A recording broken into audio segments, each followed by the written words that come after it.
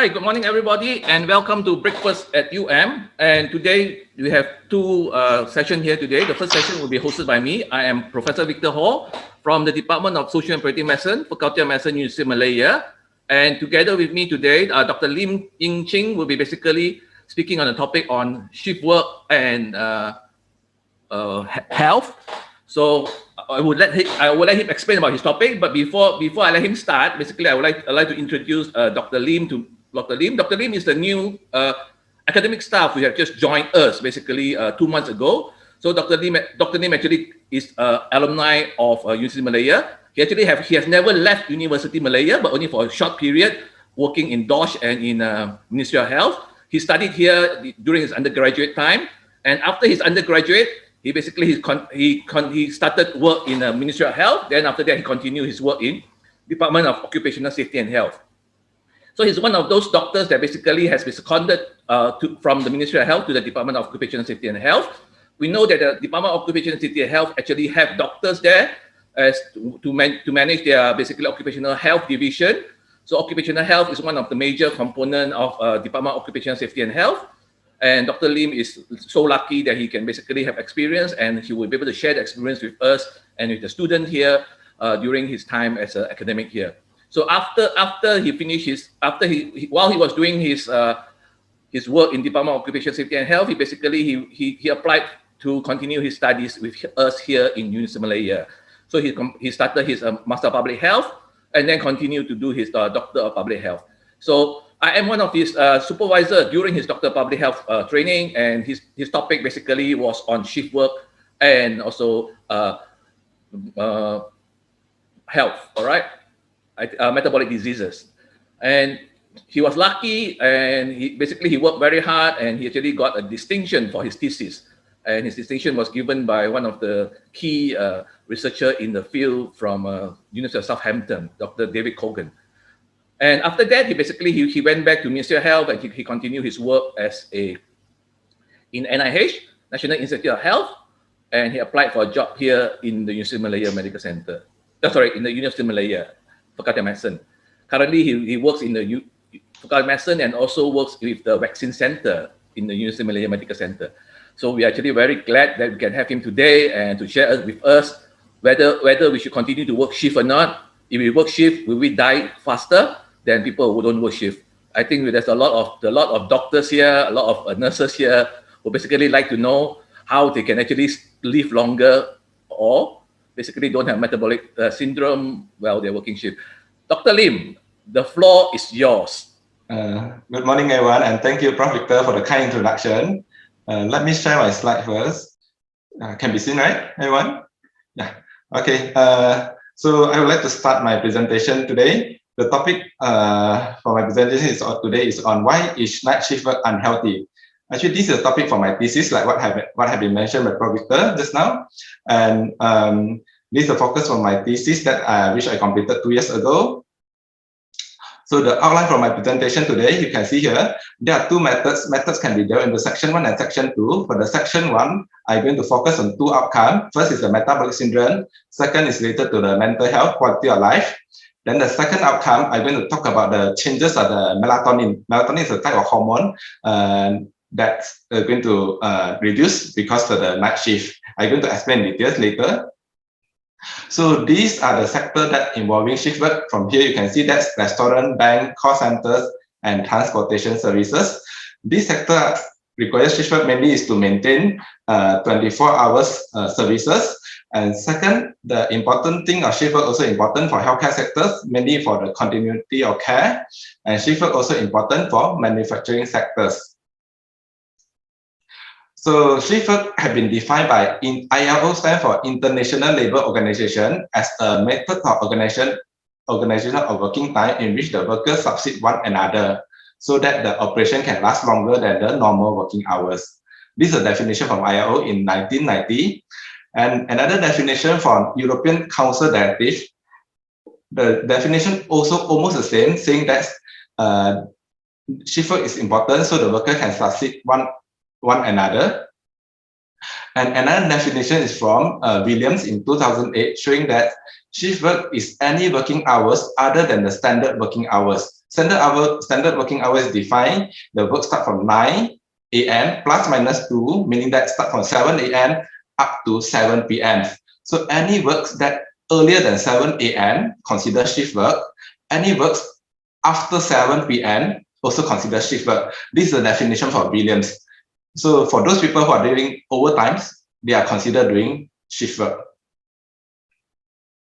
So the type of shift work can be divided into shift work with night shift or without night shift work with permanent shift or rotating shift, and the fourth and fifth point, shift work with continuous or non-continuous shift work. So the focus for my presentation today will be focusing on night shift work. So night shift work have been defined as any the works which is performed not less than 7 consecutive hours, including the interval from the midnight, meaning that from 12 to 5 a.m. the worker had to work for more than 7 consecutive hours. This is the definition from ILO. So based on literature review, shift work have been found to be associated with diabetes mellitus. This is based on the meta-analysis done by the author in China, showing that the risk of getting diabetes is 1.09 and the 95 CI is significant. And based on the subgroup analysis showing that the risk is higher among men compared to women. The risk for men to get diabetes is 1.37 and the risk for women is 1.09 on your right. This is another study showing that night shift work increase the risk of breast cancer. This meta-analysis is based on 13 studies with 8 case control and 5 cohort studies. So on the right, you can see that those ever work night shift, the risk is 1.20 and the risk is significant, 95% is significant. And for those who have been working for more than 15 years, the risk is 1.15. Actually, the risk is lesser. This finding only found in this systematic review and meta-analysis. So another study, this is particular for men, important for men who is doing night shift. This systematic review showed that the risk of getting prostate cancer is 1.24 compared to those who had never done night shift before. And based on the 95% CI, it is significant. So let's look at IARC. IARC stands for International Agency Research for Cancer. Since 2007, shift work have been classified as IARC Group 2A. So what is 2A? 2A, you can see that group number 1, group 1, meaning is carcinogen to humans. Altogether, there are 117 agents there. And group 2A is probably carcinogenic to humans. This finding, from what have been conducted last year, they noticed that 74 agents are considered as group 2A. So actually, what is group 2A? Group 2A meaning that there's limited evidence of carcinogenicity in humans, but there's sufficient evidence of carcinogenicity in the experimental animals. Lead and Melatonin is classified under group 2A as well. So from here you can see that there are 2 publications here. One is published in The Guardian, then second is BMJ. This was in 2009, second also in 2009, showing that Denmark was the first country that started to compensate women who got breast cancer, women with a history of night shift work, and then they got breast cancer, and Denmark was the first country that identify or recognize breast cancer as an occupational disease. That's why they start compensating those night shift workers with breast cancers. So you can see on the right, altogether there are 78 cases notified, and they compensate 38 of them because these workers have been working for more than 20 years.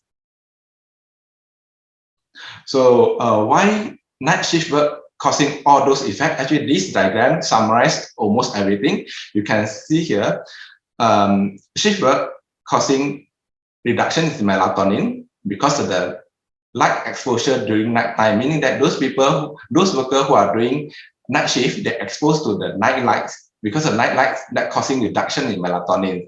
So when there's reduction of melatonin, it will lead to heart disease, aging, cancer. The cancer includes breast cancer and prostate cancer. Actually, there are other cancer as well, such as endometrial cancers, colon cancer. But for now, based on the systematic review, the evidence is not sufficient to conclude the cancer of colon cancer and endometrial cancer is due to shift work yet.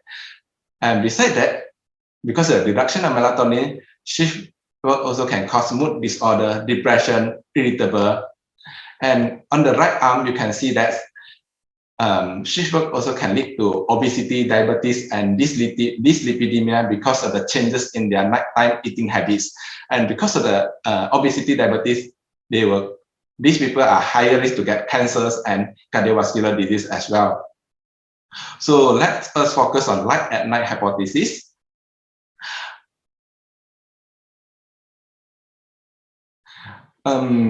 Melatonin, for your information, is one of the circadian rhythm markers. Actually, besides melatonin, temperature also considered one of the circadian rhythm markers. Besides temperature, cortisol also have been found, have been identified as one of the markers for circadian rhythm. But these two factors are not significant because they are affected by the external factors.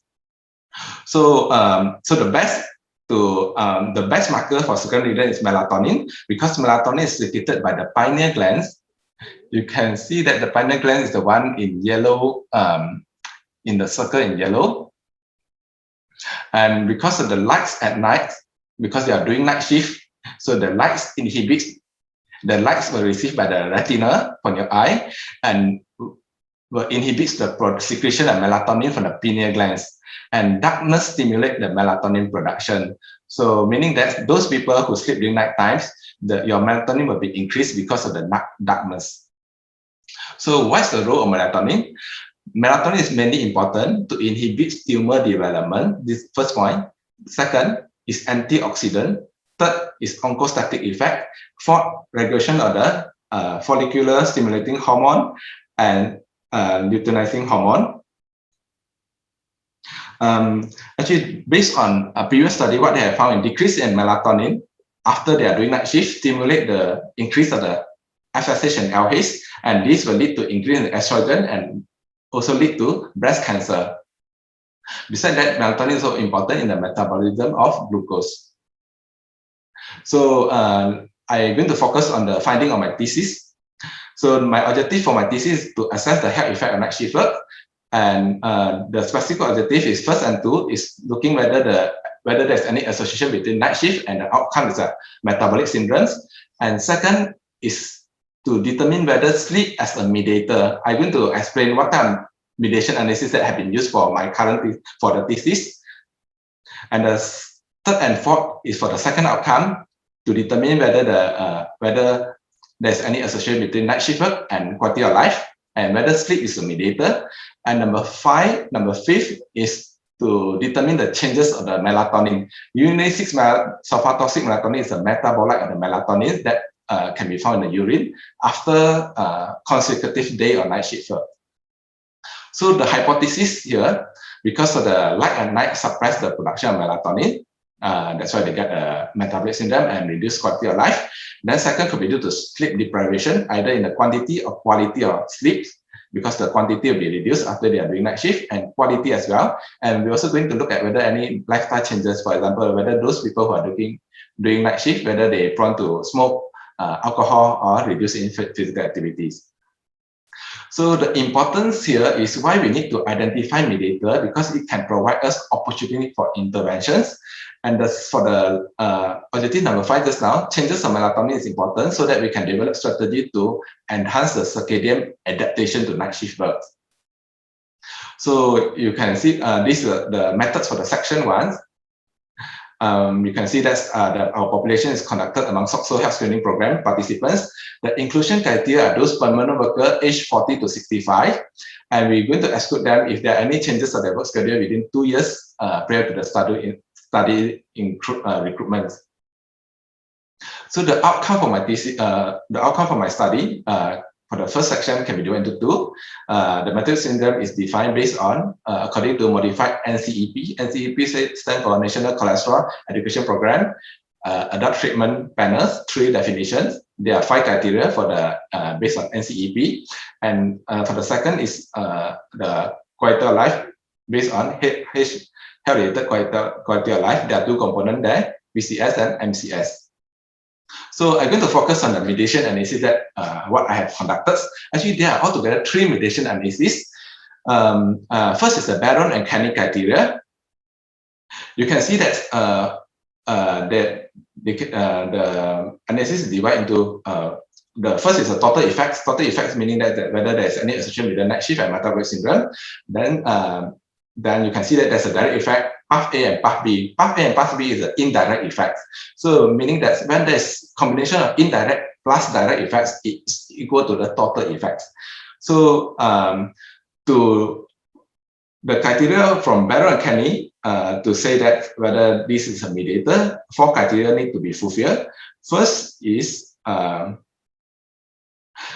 shift work, the exposure should independently influence the metabolic syndrome. This is path C. Then the second criteria is that night shift work had to affect the mediator, PSQI. PSQI stands for Peak Burst Sleep Quality Index. This is the sleep quality, meaning this is the second criteria. Then third criteria is that the sleep quality also, the PSQI also had an influence on metabolic syndrome. This was the third criteria. And then for the fourth criteria, based on Barron and Kenny saying that the association between night shift work to metabolic syndrome in the direct effects will be reduced when we adjusted for the mediator. There are altogether 4 criteria that have been stated here. So the second mediation analysis that I use is a sober test.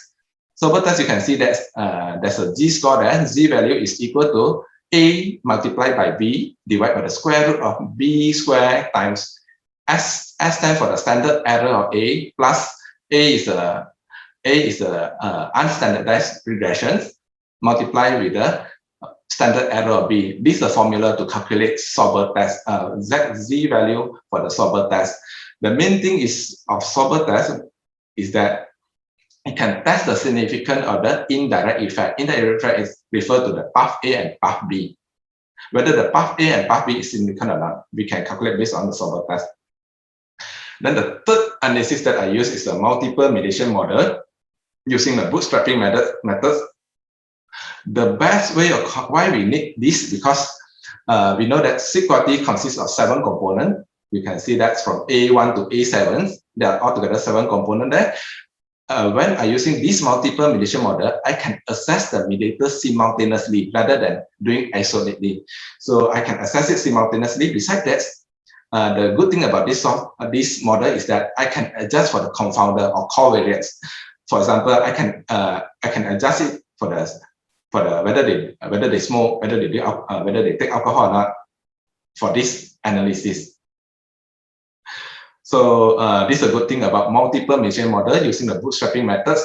So for those who are interested, you can refer to this, the link on the right, showing the instruction how to use this model. You can use it in your SPSS, but you have to install the add-on plug-in before you're using it. So you can see that after you add the plugin inside, you can see that on the left, you can see that there are a few columns there. The first is the dependent variable. You can key in the dependent variable. And then the second column is the proposed mediator. Like for mine, I put 7 mediator inside the second column. And the third column is for the independent variable, is whether they do night shift or not. Then covariate, I can adjust the covariate at the same time when I run the analysis. Covariate is meaning it's the confounders. So I can bootstrap it either with 1,000 samples, 5,000 samples, depends how many samples you want to set, but the best is 5,000 samples for bootstrapping.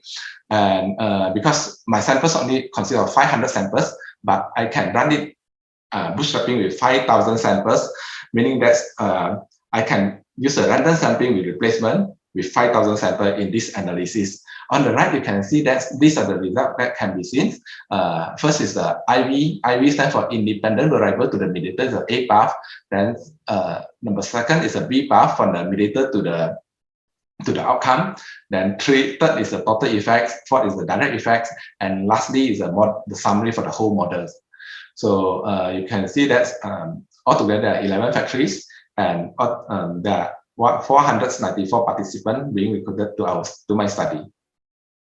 The social demographic data from my study showed this is the social demographic data from my study. Most of them are 46 years old, male and female are almost equal, and 2/3 are consist of Malay, and 1/3 of them are doing night shift, and then another 2/3 are not doing night shift, and most of them have been working for almost like 22 years. So let's focus on whether, so from here you can see that the PCS, physical component summary, and mental component summary for the night shift worker is slightly lesser compared to the non-night shift, meaning that their quality of life are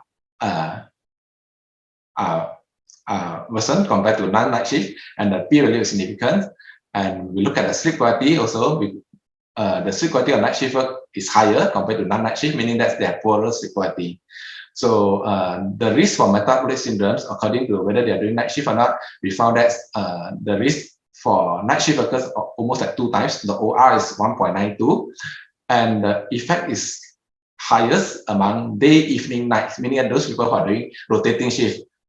First 3 days they are doing day shift, and then another 3 days they are doing evening, meaning that they start the work either from 2 or 3 p.m. up to 10 p.m. and the last 3 days they are doing night shift. Night shift meaning that they start from 10 p.m. onwards until the next morning. The risk is higher among rotating shift, and followed by day night. Day night also one of the rotating shift, because they are doing 5 day or night shift, day shift, and followed by another 5 day or night shift, then only off day. So the risk is 2 times higher compared to permanent. My reference group is a permanent daytime. You can see that permanent nights, number 3rd there, the OR is 1.85, although the risk is higher, but the 95% CI is not significant. So from here you can see that the duration of night shift work is not associated with is not found to be associated with metabolic syndrome. And based on subgroup analysis, the risk is higher among male compared to female. The risk for male is almost like 3 times. And we look at each criteria for metabolic syndrome. The criteria for glucose is 2.23, then is significant. So based on Barrow and Kenny, this shows that sleep is not a significant mediator for the association between night shift and metabolic syndrome, because you can see that the one in red is not significant. So sleep is not a significant mediator for this analysis. And by using multiple mediation model, I look at each component of sleep, also found not to be associated with, is not found to be the significant mediators for the association between the exposure and the outcome. So next, for the second outcome, I look at whether night shift influence PCS. So from here, you can see that based on the Barrow and Kenny, sleep quality is significant mediator. And based on multiple mediation model, I can identify which component that's have been found to be significant. I can see that from here you can see that sedative sleep quality is a significant mediator. Then the next is a sleep disturbance. The rest are not significant. So for the health quality of life, there's the second component of health quality of life is a mental component summary. And based on Barry and Kenny, this is significant as well, because all the value is less than 0.01. And based on multiple mediation models, sleep latency and daytime dysfunction are significant, because the one is not included in the 95% CI. So the discussion for the section 1 showing that there are other possible factors lead to metabolic syndrome or quality of life. The alternative hypothesis could be due to melatonin reduction, could be due to stress because of the HPA activation, could be due to increase in ghrelin and leptin, is one of hormone, and whether it could be due to CRP or interleukin-6. So the strength of my thesis is that we use a robust mediation analysis, 3 mediation analysis there. We also conduct a post-hoc analysis to determine other mediation factors, and most of them have been working more than 20 years. The limitation is that the nature of study is a cross-sectional study, and based on convenience samplings, and the data is self-reported, and there's no information on the intakes of dietary, and there's no information on the occupational hazards. So I'm going to talk about the section 2 of my study to look at the changes of the melatonin. Actually, this is a cohort study conducted among subgroup. It's a sub-analysis. How to say that? It's conducted among 40 participants from my study. The population the day before, and they came to work in the morning at 6 a.m. I collect their urine after the nighttime sleeps. Then time point 2 is referred to the urine that I collected after they finish their night shift, meaning that they start the night shift from 10 p.m. Then they're going to finish at 6. I collect the urine at 6 a.m. Time point 3 also at the same after they complete the third night shift, and time point 4 after they complete the whole cycle of night shift, the 5th night shift. So this was conducted in SPM department, Social and Preventive department, under we got the ELISA machine. I'm using the methods of ELISA, using the reagent from IBL. So the results, this is important. I'm going to show you here. From here, you can see that there's significant reduction. The first time point 1 is before they start the night shift. The melatonin is the highest, 1.53. After the time point 2, before, sorry. It's almost time. Okay. Can you make it finish in 1 minute? Thank you. Okay, so you can see that time point 2, there's significant reductions. And time point 3, the melatonin is increasing. And time point 4 also almost also increasing trend. So actually this finding is opposite from Western country. What have been shown in Western country is a decreasing trend of the melatonin, meaning that after they're doing consecutive night shift, the melatonin is reduced. It's continuously in the reducing trend as compared to my study. So the thing is, this is not good when the melatonin is increased after a few days of night shift, meaning that the workers are not able to adapt to night shift, meaning that they are getting more sleepy when they're doing their night shift. So this is opposite from Western country. So the discussion, look at the second point, the increasing trend for the second, from the time point 2 to time point 4, showing that poor adaptation could be due to progressive phase delay, or could be due to poor sleep quality during daytime, meaning that maybe this worker, they didn't sleep during daytime, they go and do the part-time jobs such as grab car, they do other jobs when they're supposed to sleep during daytime. The other thing is that could be due to they take naps during their nighttime work. So the conclusion here, I think conclusion 1, 2, 3, 4, screening for metabolic syndrome. I think we think that had to be started earlier. And objective number 3 and 4, showing that sleep quality explain the association between the outcome and the exposure and the outcome, and the factories or the organization should treat sleep quality as a top priority. And the last objective, showing that the reduction in melatonin suggests melatonin suppression due to light at night. Actually, this has been found in other study as well. But the thing that opposite from other study is that the increasing trend of melatonin suggests circadian disruption rather than circadian adaptations among our workers. So these are the future directions for my study. And then our study has been published in the OEM. OEM is a journal that... Okay, so Dr. Lim, thank you very much. Can we stop there? All right, so there are a few questions. I think we answer it quickly. Sorry, Prof. Vicky, I will take 5 minutes of your time, Prof. Vicky, if that's okay. Okay, sure. Go on. All right, so Dr. Lim, if you look at the question and answer session,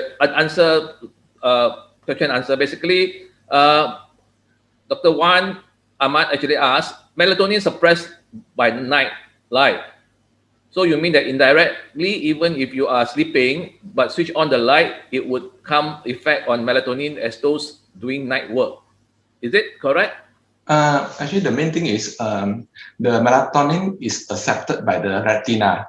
So study have found that those blind people who are doing night shift, there's no reduction of melatonin because the retina didn't accept the lights. So the main thing is if you're able to cover our retina, so the melatonin won't be accepted so it won't affect the secretion of the melatonin from the pineal glands. All right, thank you very much. So the second question comes from Prof. Tungkusara. Basically, she asked, do you think that the pattern also is the same with youngsters playing night games?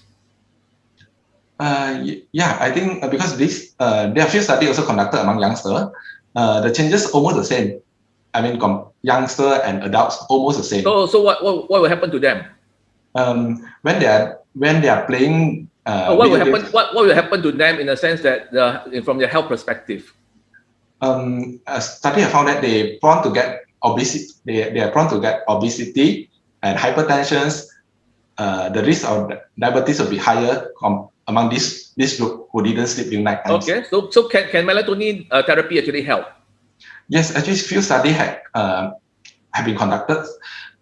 Few countries also have started giving melatonin supplement after workers finish their night shift. Meaning that before they go back after they finish the night shift, before they go back, they take the supplement.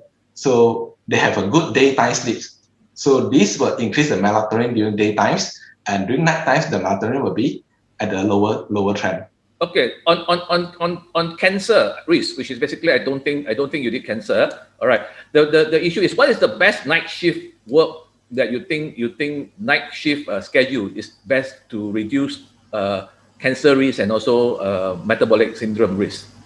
Based on my study and based on previous literature showing that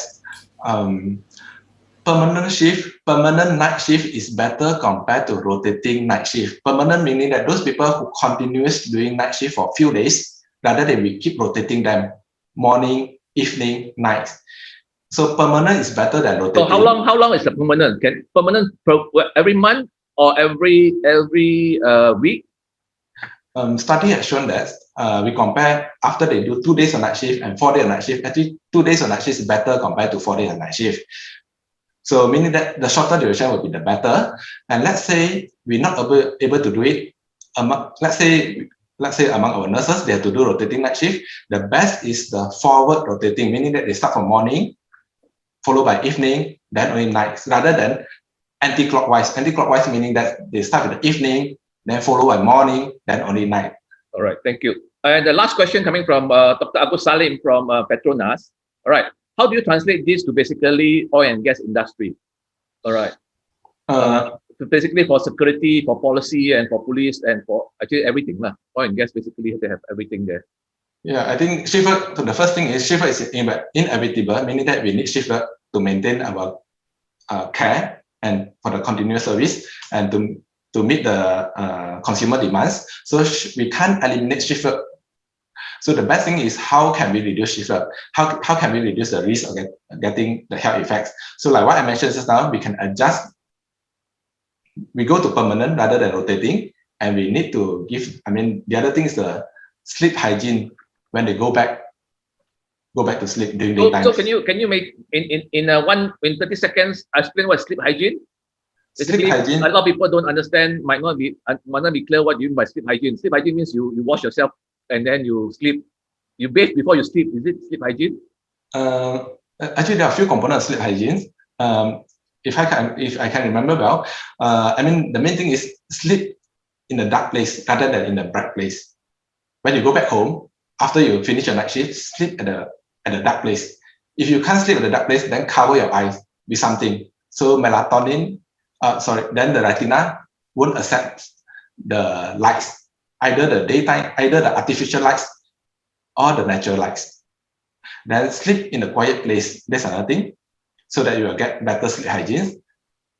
And the other thing is we focus on sleep durations. So study has shown that, let's say you have been working for 8 hours of night shift, whether we need to replace it with like 10 hours on daytime shift. Actually, study has shown that actually the sleep duration is a U pattern. U pattern means that too short also not good, too long also not good. So the best sleep duration is 5 to 7 hours. Okay. Certain studies show that 6 to 7 hours. The last thing before you go, does power nap actually help? I think a lot of surgeons, a lot of healthcare workers actually do power nap when they are doing their calls. Thank you. I think